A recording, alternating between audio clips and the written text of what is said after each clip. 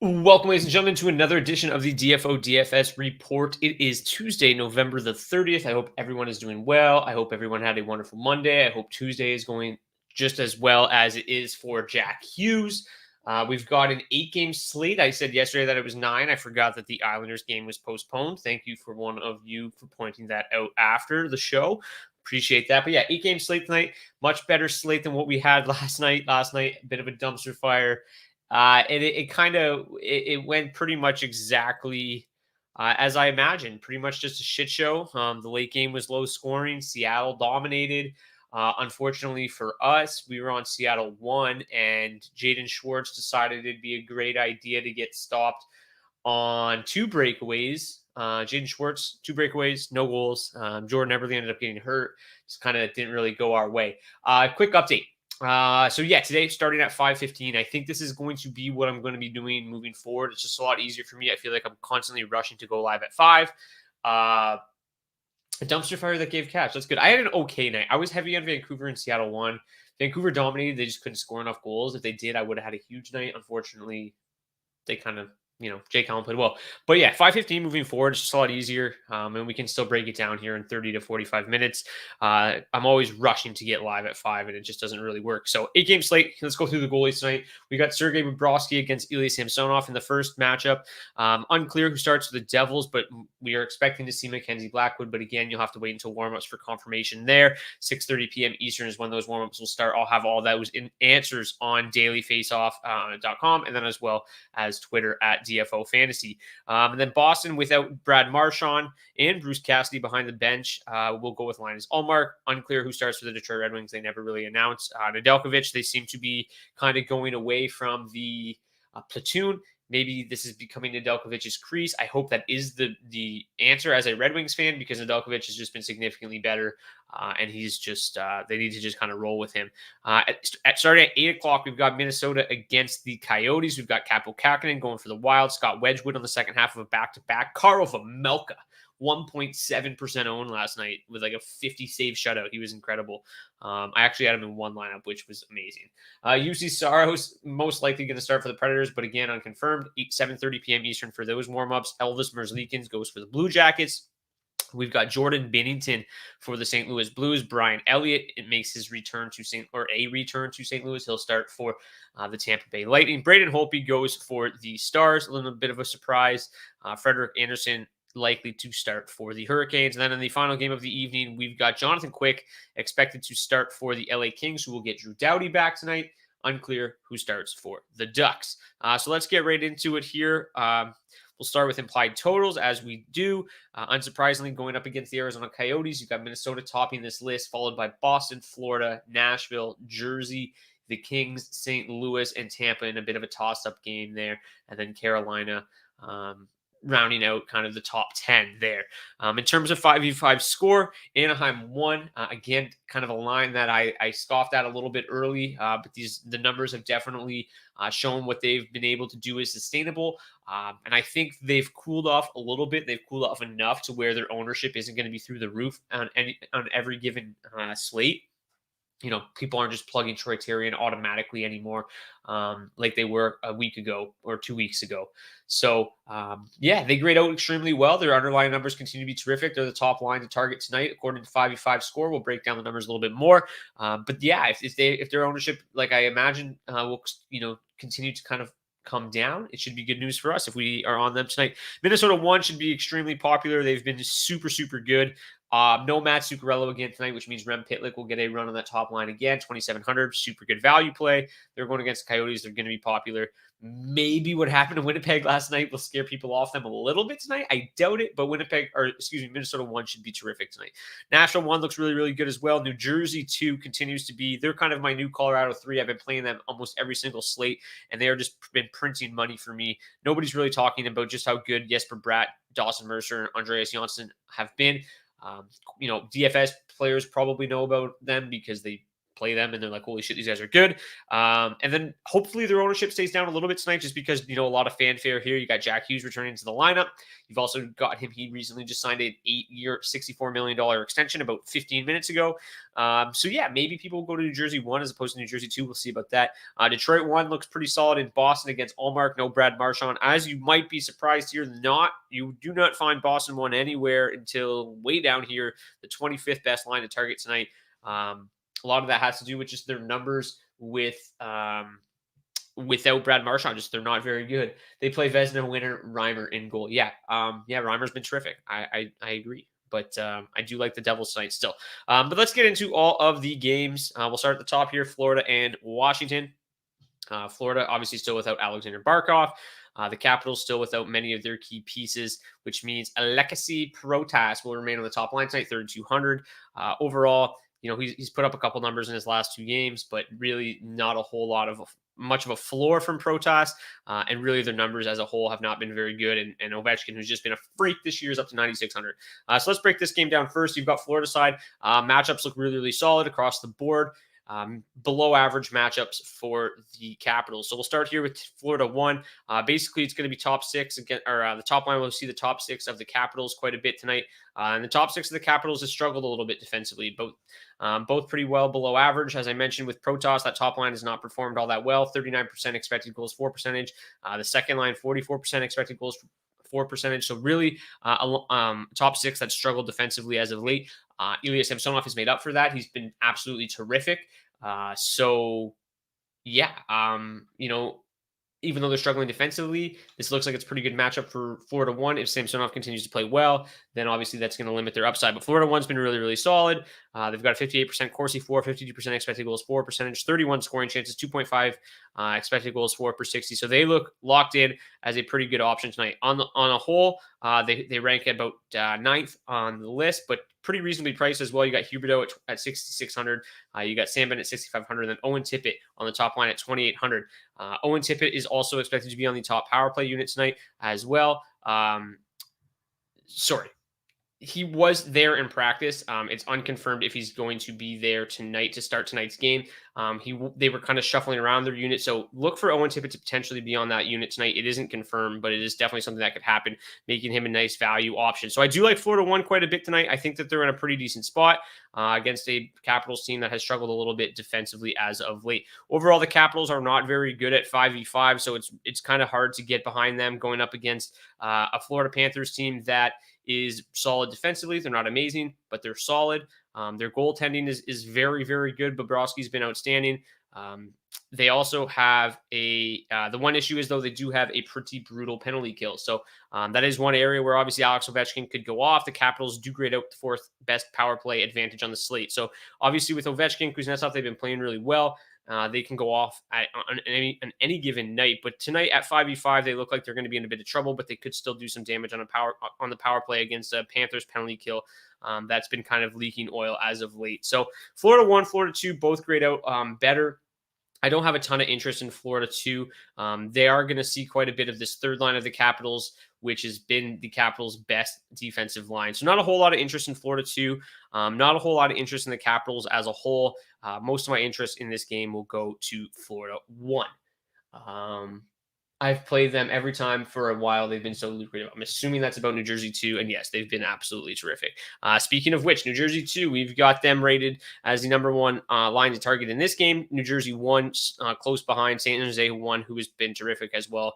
Right there with New Jersey 1 as well. The rest of the lines in this game grade out below or well below average. In terms of the matchups in this game, you're going to see a lot of New Jersey 1 against the third line of the Sharks. You're going to see a lot of New Jersey 2 against the fourth line of the Sharks. So the bottom 6 of New Jersey does a lot of the heavy lifting in terms of the difficult defensive matchups. They'll see a lot of Couture. They'll see a lot of Hurdle. And then that leaves cushier matchups for New Jersey 1 and New Jersey 2. In terms of what we see from the Sharks' bottom 6, pretty decent defensively overall, right around average, a little bit below average defensively. As a whole, this Sharks team is kind of similar. They're pretty solid defensively. They're not great. They're not terrible. The expected goal for percentage, though, for the entire bottom six is pretty brutal. You got 38.7 for San Jose 3, 44.2 for San Jose 4. But overall, they're not too bad defensively. They just don't do anything offensively. So, yeah, I think it's a pretty good matchup. You're going to see, like I said, a lot of New Jersey 2 going up against New Jersey 4. I think that's definitely a matchup they can take advantage of. Their numbers are just ridiculous. 38 scoring chances for, 19 high danger. There's really no reason to think that they're not going to, have success against the bottom six of the Sharks tonight. I guess, as Marshark said, the one thing that could hold them back on this slate is James Reimer, is Vezina caliber goaltending. He's been solid. And then, New Jersey 1. They're going to see a lot of San Jose 3. Pretty similar offensive numbers. Obviously, it's the first time Hughes has played in quite some time. He was hurt in the second game of the season. Wish Hughes was cheaper. Yeah, he's 7,100. So he's definitely tough to get to in his first game back. But just signed a hefty contract. He's gonna, he looked absolutely electric in the first 2 games of the season. So I wouldn't be surprised if he steps right back into the lineup and has a big night tonight. A lot of fanfare, as I mentioned. It's in New Jersey. He's going to be buzzing. So I like New Jersey 1 and New Jersey 2 for sure. I do lean towards New Jersey 2, though. You get a 4,400 salary savings if you full stack New Jersey 2 versus New Jersey 1. So, yeah, I think Jack Hughes is a fine one-off. I think that they're a fine stack if you want to stack them as a whole, but they're just a little bit too expensive when you can get New Jersey 2 with better offensive numbers in a similar matchup at much, much cheaper. And then, you've got San Jose 1, who I can't just move along without talking about them. They've been really, really good. They're going to see a mix of kind of everybody tonight across the board for the Devils. But the Devils pretty solid defensively as a whole, except for that third line. So whenever they're out there against that third line, they should absolutely crush them. When they're out there against the rest of this team, it should be a pretty even matchup. But they've been really, really good as well. 34 scoring chances, 4 per 60, 17 high danger. I absolutely love what San Jose 1 has done. So you can definitely go to them again tonight. Jonathan Burney and Mackenzie Blackwood have both been pretty solid. So the goaltending is obviously there for the Devils. But overall, I have a little bit more interest in New Jersey tonight than I do San Jose. But if you're going to play San Jose, you really have no option but to play that top line. They've been outstanding. Timo Meyer is an absolute shot volume machine. John Dahlin's back in the lineup. They've been much better with him. So San Jose 1, definitely a line that has my interest tonight. If you look here, they grade out just slightly behind Florida 1 as the 10th best option on the slate. Boston and Detroit. So, Boston, obviously pretty good matchups across the board. Detroit's not the best defensive hockey team in the league, that's for sure. Timo Meyer shooting a ton of pucks lately. Will you be playing him? Timo Meyer is obviously basically a cash game lock. In terms of tournaments, I have a little bit of interest in San Jose 1, but not a ton. But no, I play San Jose 1 a ton, and I'll probably sprinkle them a little bit. And then cash Timo Meyer's basically a lock for me every single time he's on the ice. In this game, you've got the new Boston 1, which is going to be Taylor Hall, Patrice Bergeron, David Pastrnak. Taylor Hall at 4,200, obviously in a really good spot. Really, really cheap. Taylor Hall, hard to not play him. To stack this line as a whole is a little bit crazy. I mean, 21,400 is nuts. If Greiss starts, I like Boston 1 a lot. If Nedeljkovic starts, I really do like the Red Wings to potentially steal this game. The problem is the Red Wings have been absolutely brutal on the road. So that's one thing that's going for Boston 1. I think that they're going to carry exceptionally high ownership tonight, though. Because, people are you can get Boston 1 at a little bit more affordable, right? I mean, they'd be like $27,000 if Marchand was playing. So you get him a little bit more affordable tonight with Hall at 4,200. Hall's also replacing Marchand on the top power play unit. So there's a lot of reasons to like Boston 1. Overall, though, Boston 1 has not performed all that well without Brad Marchand. So that's the one thing that's kind of giving me some pause here. Only 23 scoring chances, 5 high danger chances without Marchand. So, I think that there is a chance that they could struggle a little bit. I guess the one caveat here would be that when they've been without Marchand in the past, they haven't really had a player of Taylor Hall's ability to replace him.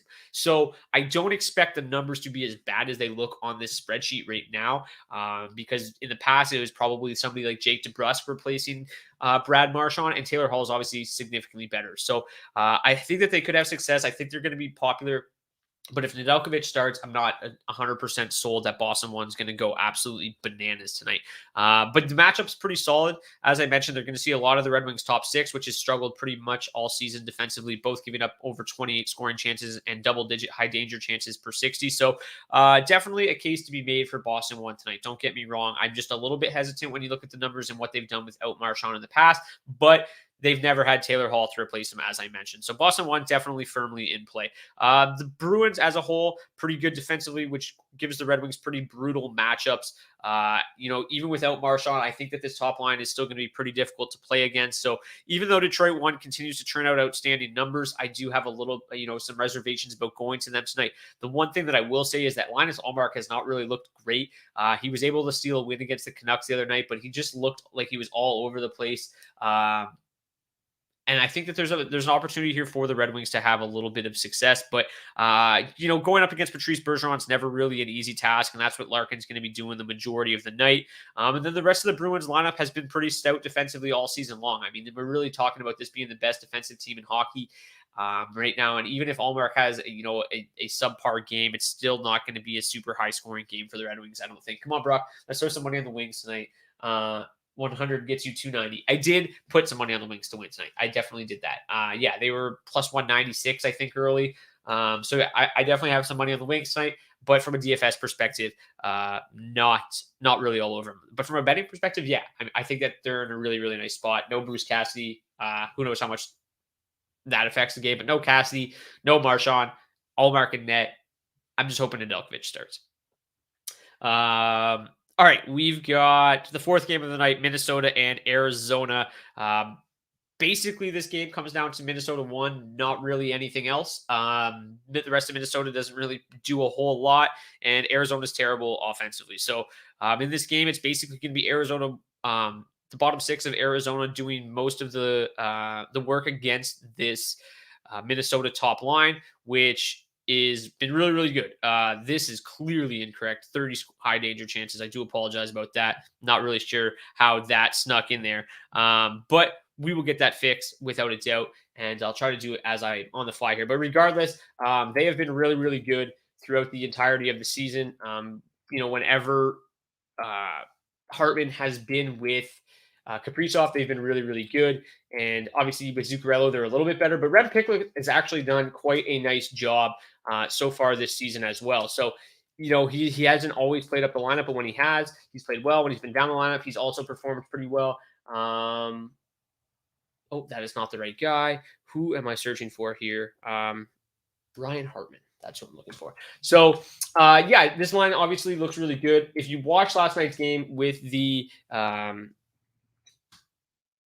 we go. It's 10.4. All right, there we go. So it's not quite as good as 30 scoring chances, 4 per 60, but still really, really good. 15 high danger. They're outstanding. Winnipeg dominated last night. They just couldn't score. Karel Vejmelka was insane. So Minnesota 1 should have plenty of success. You've got Arizona traveling to Minnesota on a back-to-back. Obviously not a huge trip, but this is a line that they're going to go up against this third line, which is basically Louis Eriksson and Antoine Roussel. So that's a line that they should absolutely destroy at 5v5, 30 scoring chances, 4 per 60. And then you look here, I mean, the Wild are so good defensively. There's just absolutely no reason to even think about playing the Coyotes tonight. As far as the rest of the Wild, the second and third line that don't do enough offensively to even really consider. The fourth line is really, really good. They just don't play enough. So it basically just boils down to Minnesota 1 in this contest with a great matchup against this third line of the Arizona Coyotes. And then this fourth line has been a little bit better defensively, but they're so bad offensively that it doesn't really matter. Minnesota 1 is going to be wildly popular, but they should absolutely crush. Kakkonen has not been particularly impressive. No, I'm not. I still don't think I would even play Kakkonen. Like last night, Hellebuck looked solid because the Jets are still leaky enough defensively that they're going to give up a fair amount of shots, which I think they did. I think Hellebuck saw 30 shots last night, maybe 28, something like that. Where Minnesota's so good defensively that Kakkonen and Talbot doesn't really matter. He's just not going to see enough rubber to really even be feasible tonight anyway. So I'll steer clear of Kakkonen most likely tonight. Definitely probably going to win this game, but definitely probably going to win this game, but just probably not going to see enough rubber to really be viable in DFS. Nashville and Columbus. This is another interesting game. Obviously, Columbus won. We rode hard there for a little while. They were outstanding. Then the Blue Jackets kind of, got cold. They broke them up, which is a little bit ridiculous to me when that line was playing as well as they did, but whatever. Now their new lineup looks terrible for the most part. I mean, defensively, they're just a shit show. All four lines get caved in. I mean, this is just hideous. They're just giving up so much volume. So Yeah, this lineup with the Blue Jackets right now, it looks brutal. The problem is the Nashville Predators really don't have a whole lot going for them either at 5v5 other than this top line. Philip Forsberg, Matt Duchene, Michael Granlund. Granlund and Duchene really, really good together. Even when Forsberg was out of the lineup. And then when you replace Luke Kunin with Forsberg on the top line, they become even better. So I absolutely love Nashville won tonight. I think that they will probably go a little bit underappreciated. They're going to go up head to head with the top six of the Blue Jackets for the majority of the night. As you can see here, the Blue Jackets top six is not good defensively at all. So Nashville won. If you're looking for a line that's probably going to be a little bit more under the radar, carry a little bit lower own percentage than some of the other popular lines that I've talked about so far, I think Nashville won is your answer there. I haven't really talked about the power play a whole lot on this show, but Nashville's power play has been pretty good. Throughout the season, it's struggling a little bit as of late, but the Blue Jackets penalty kill is an absolute tire fire. So overall, the Predators come out with the fifth best power play advantage as well. And then you've got Duchene, you've got Forsberg, you've got Granlund, all in that top power play unit together. So at 5v5, they should dominate. On the power play, they should dominate. Nashville won. Looks really, really solid tonight. I'll just go back over the last couple games I just talked about from a power play perspective. Not a whole lot in this Jersey San Jose game. The Devils' power play is terrible. Will it get a boost with Jack Hughes back tonight? Definitely. So that's something to keep an eye on. But overall, they've been so bad that I don't think Jack Hughes is going to make that much of a difference. And then the Sharks power play, penalty kill is just about league average. And then the Sharks power play has been pretty solid, but then the Devils penalty kill is among the league best, if not the league best. Again, somebody pointed out to me that this seems wrong because their penalty kill percentage is actually poor. It's been better lately, but from an actual statistical standpoint, they have really done a nice job, defending on the penalty kill, not giving up a whole lot of chances, not giving up a lot of high danger chances. They just weren't getting goaltending early on, and that was really crushing their penalty kill percentage. But from an actual scoring chance against perspective, their penalty kill is among the league best. So overall, the Sharks and the Devils, not really a whole lot of advantages here on the power play. The Bruins, their power play is really solid. Obviously, Bill Marchand's going to take a bit of a hit, but the Red Wings penalty kill has been really, really good as of late. I think before they played St. Louis, they had killed like 19 in a row. I think they've killed something like 22 of their last 23, something like that. So yeah, Hellbuck saw 14 shots. I know that because the only reason I had him in head-to-head is because everyone had him. He was at 14 shots yesterday. Jesus, I thought it was a little bit more than that. There you go. And they're way worse defensively than Minnesota. So there's no reason to play Kakman. And then, Minnesota's top power play advantage. Overall, their power play is not great, but the Coyotes penalty kill is a nightmare. So top power play advantage goes towards the Minnesota Wild. Might as well take a look here at the sixth game. Really, really good power play for the Blues. Really, really good penalty kill for the Lightning. So they should kind of saw each other off.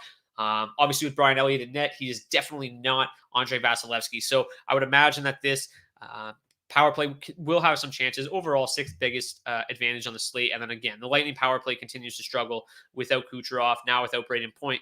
And then the Blues power play penalty kill, has been pretty solid. So now from 5v5 in this game, not really a whole lot going. Both pretty good defensive clubs, particularly the Lightning. They have been much better defensively. Obviously, with Brian Elliott and net could open up a couple more opportunities. Overall, St. Louis 2 is the only line in this game that grades out positively. They're going to see a mix of the Lightning's top line and the Lightning's third line, which is obviously, as I just mentioned, pretty good defensively. Lightning 1, very good defensively. Lightning 3, very good defensively. So as a whole, this game looks pretty mediocre at best.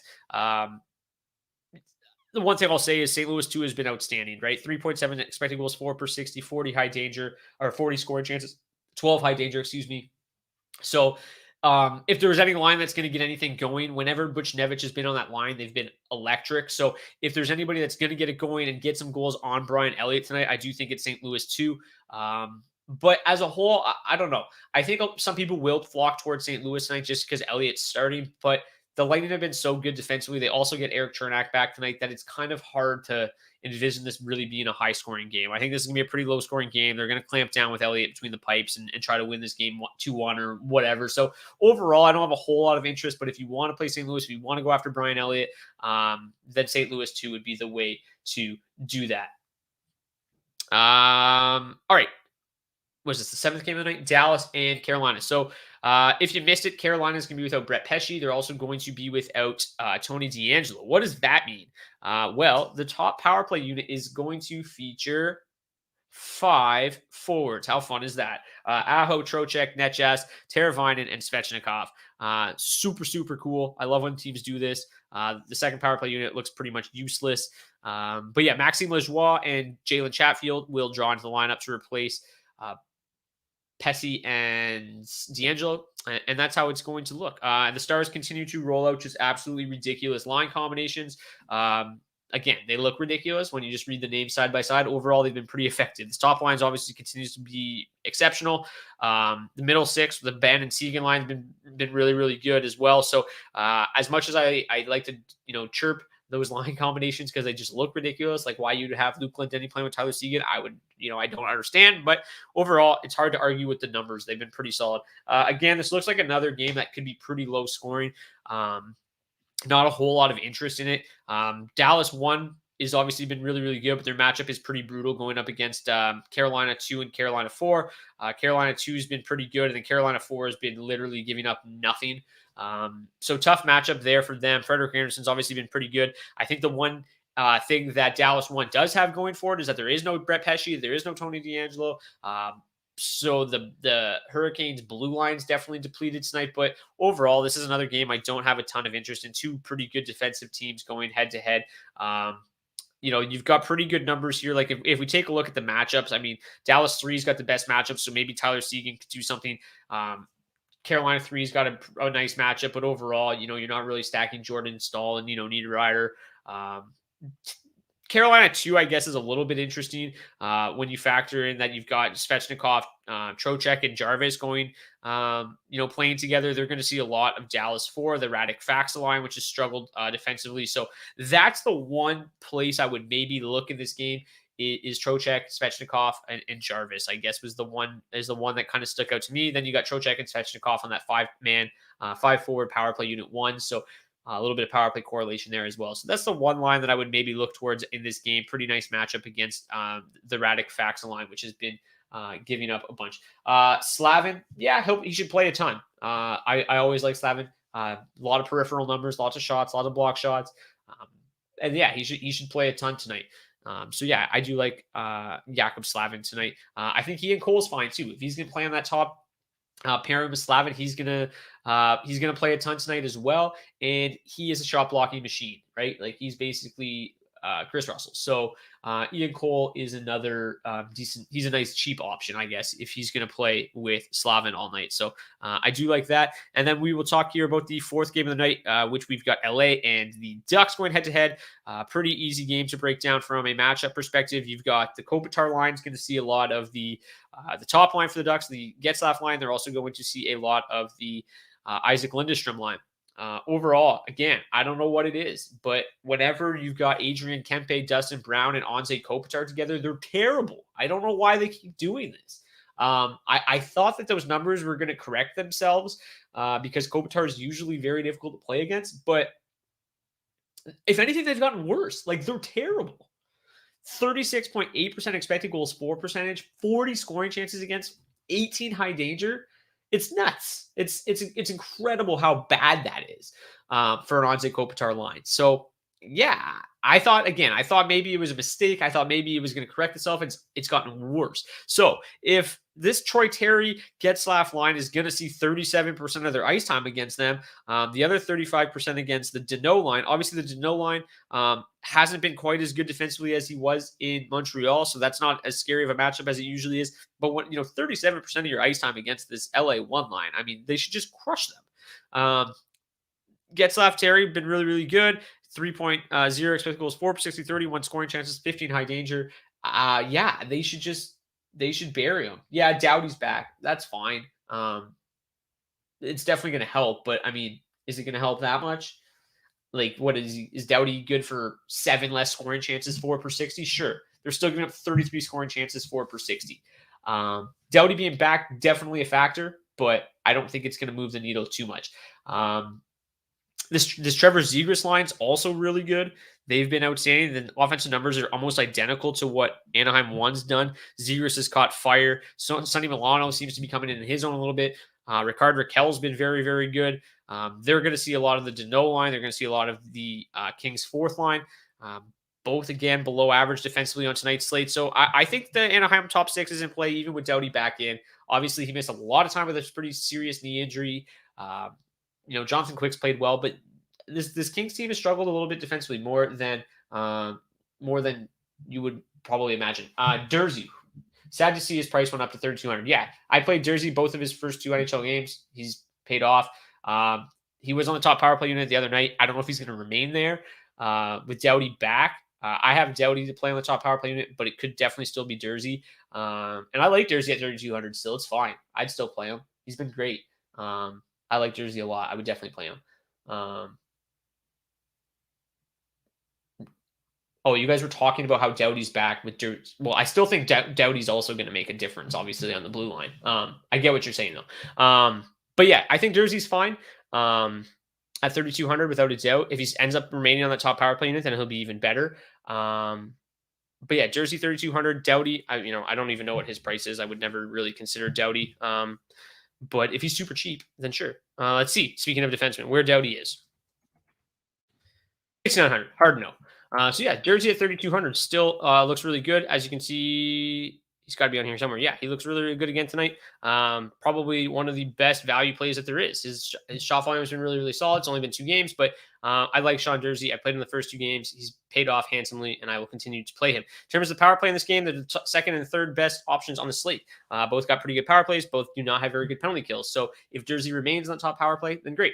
And then obviously you've got Anaheim 1 on the top power play unit together. So another reason to like Anaheim 1 tonight, even if Doughty makes a little bit of a difference. But hopefully Jersey remains on the top power play unit because I'm undoubtedly going to play him again tonight. Let's go back to, yes, I am not playing Doughty, and I don't blame you. Take a look here at the defenseman. Dougie Hamilton, still a freak. 7,800 though. Price is getting way up there. Roman Josi, 7,600. Jersey has been in every single lineup of mine since he was called up. Yeah, same for me. Every single time he's played, he's been in my lineup, and he's been amazing. It's hard not to play him. So yeah, 3,200. Keep firing him up. And if anything, he's proven that he can handle more minutes. Esselin Dell continues to just be an exceptionally safe play. But Jersey at 3,200 and Justin Falk at 3,700 are undoubtedly my favorite D plays of the night. I don't know why Falk is only 3,700. Can somebody tell me? Because I have no answers for that. He's been nothing short of spectacular this season. Probably his best year in St. Louis. He's 3,700 and he plays over 23 minutes a night. And he's been unbelievable. So I think that, I'm obviously going to try to correlate some defensemen with my lineups, but I might just play Jersey and Falk together in every single lineup. Like, why not? All these other guys, obviously, yeah, they're super good. They're super expensive, but Falk at 37, Jersey at 32, plug and play. That's the way I'm going. And then, yeah, let me pull up some goaltending stats here so we can talk about goaltenders really quick, and then we will be on our merry way. Let's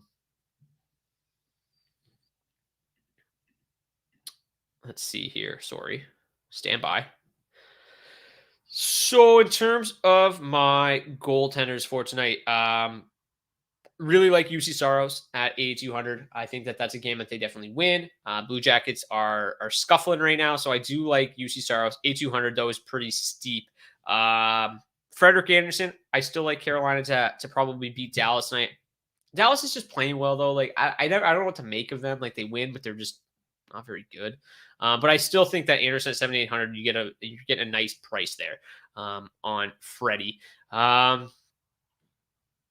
Outside of that, goaltender is a little bit dicey tonight. I think Samsonov is fine at 7,300. He's just obviously been playing so well that getting him at 7,300 is a nice value. I also like Merzlikins. As much as I like Nashville, and as much as I think Nashville is going to win that game, Merzlikins is unbelievable. One of the best young goalies in the world, and he's only 7,200, so I can get behind that as well. And then, yeah, like Kakinen at 8,500 is just too expensive. Allmark at 8,300, I'm not going to go there. Jordan Bennington just hasn't played well enough. I think John Gibson's a nice option at 7,500. But mostly UC Saros and probably Samsonov. Like in lines where I'm not playing Florida, I do like Samsonov quite a bit. Like, hard no on Brian Elliott at 7,200.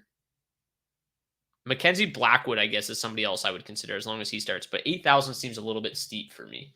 So it's kind of a difficult night between the pipes. To me, UC Saros is probably the best option. He grades out the best for me tonight as well.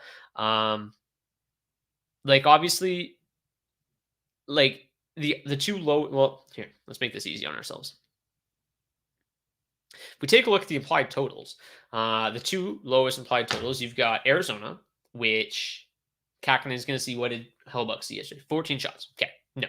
Allmark's just not very good. Detroit is sneaky good. No Marchand. You know, I just don't like Allmark tonight. So no. And then the third lowest, UC Saros. There you go. That's the way I'm looking at it. The Mackenzie Blackwood, I still think is fine. 8,000 is a little too steep for me. So yeah, I guess Bobrovsky's fine too.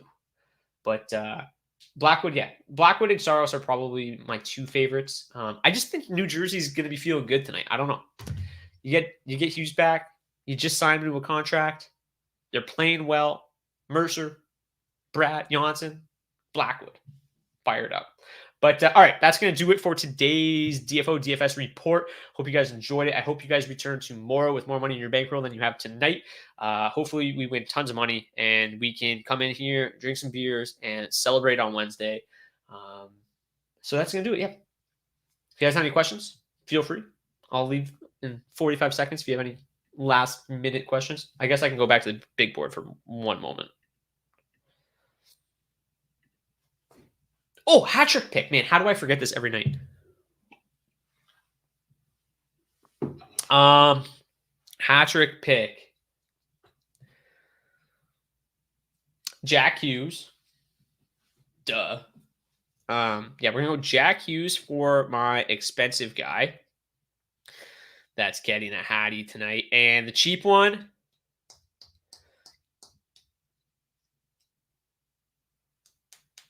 Let's go Rem Pitlick.